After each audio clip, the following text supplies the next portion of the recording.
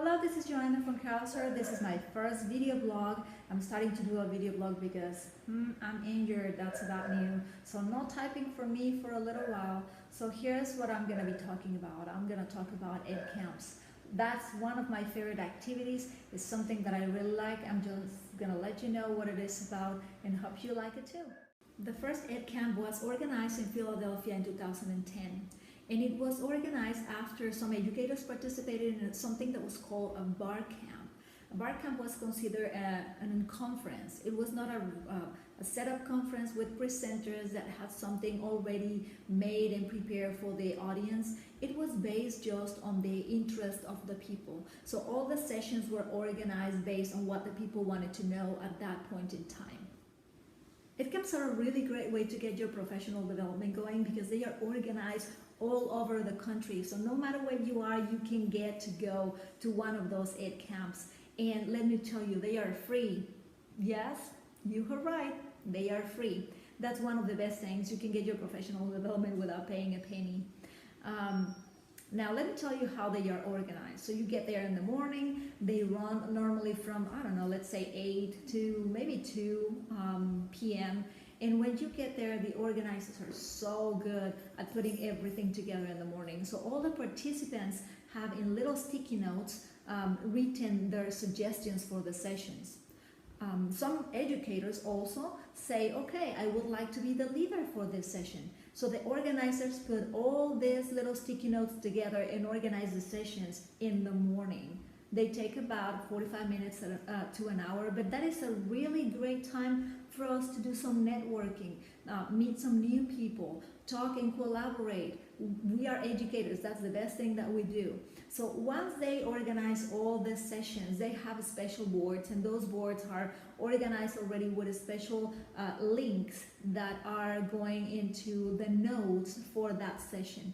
Once you get to the session is not a common session for a conference. You don't have to just sit and just listen, but it's a really awesome collaboration going on, because what you do is you get there, you see it in sometimes in a circle, sometimes in some other formations, but what you do is you talk and you collaborate, and obviously you will find always people that have more experience than you, and you will get some really good ideas, and you will get some awesome links and just resources in general. So in this type of events, the people are not the experts. What is the expert is there is a rule that is very nice to follow when you go to an EdCamp.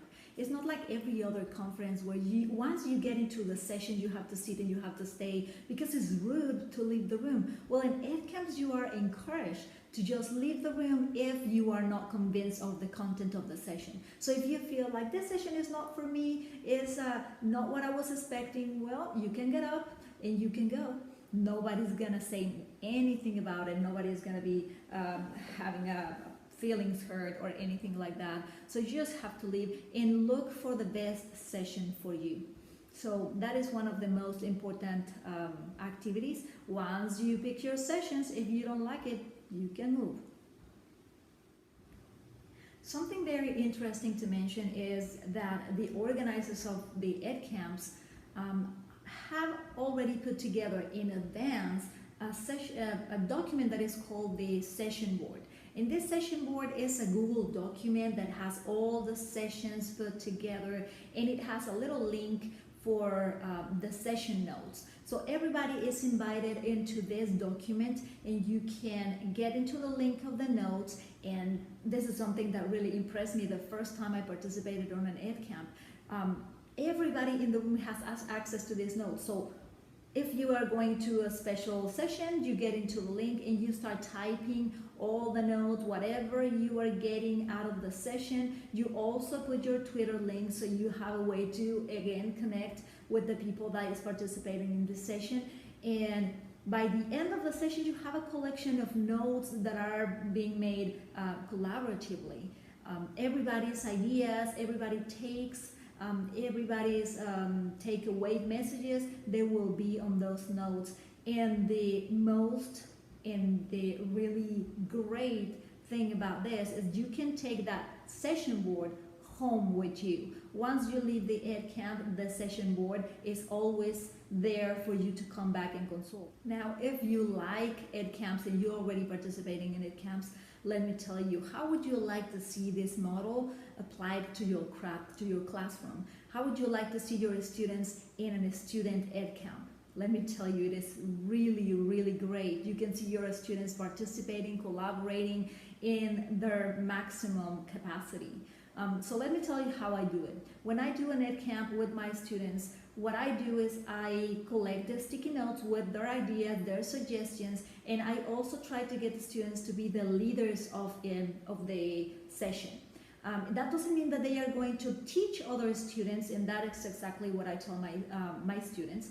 You are not teachers, you will not be the expert, you're just facilitating and collaborating. And that takes a little bit of the weight of being the leader of that specific session. But I organize my sticky notes, I organize my sessions in advance. We don't have time to do that kind of organization within the class. So I do it in advance. I do my sessions with the sticky notes today, and the EdCamp with my students, I organize it next class.